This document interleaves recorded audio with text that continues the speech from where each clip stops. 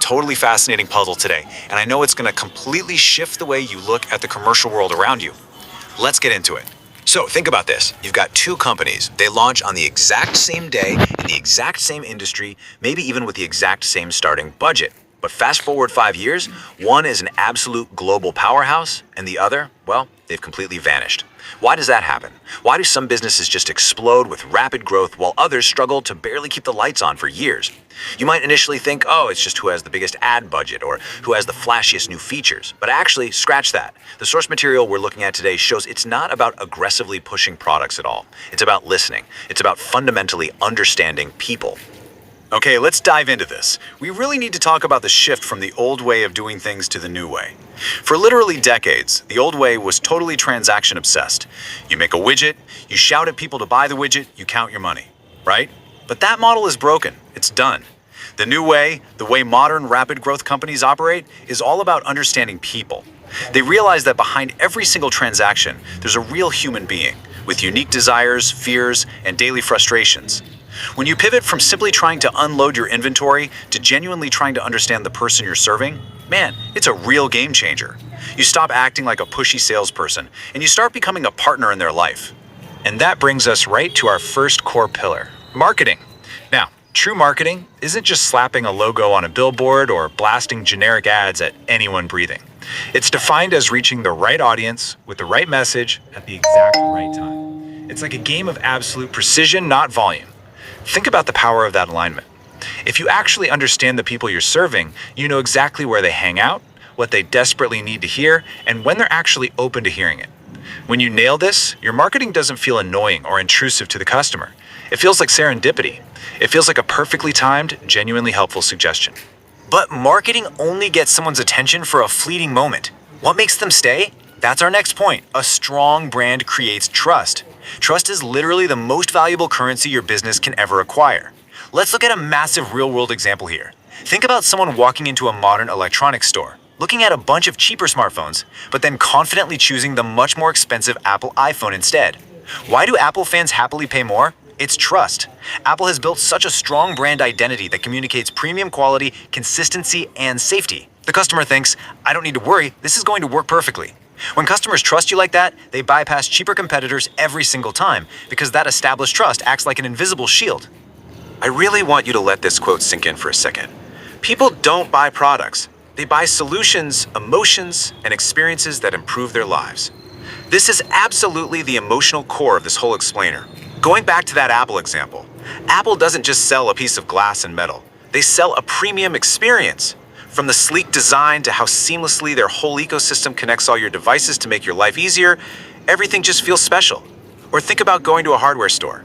You don't buy a drill because you want a drill, you buy it because you want a hole in the wall. Or better yet, you want the feeling of pride when you hang up your family portrait. You're buying the emotion. If you're only selling technical specs, you're entirely missing the human element. So how do you actually deliver those incredible experiences? You need customer behavior insights.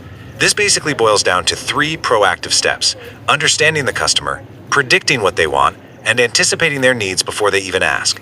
Studying customer behavior is honestly the closest thing you'll ever get to a crystal ball in business. When you meticulously observe what your customers struggle with and what brings them joy, you stop just reacting. You get proactive. Imagine handing a customer the exact solution they need, right before they even realize they need it. That level of anticipation, that's exactly what cements that fierce, unbreakable brand loyalty we've been talking about.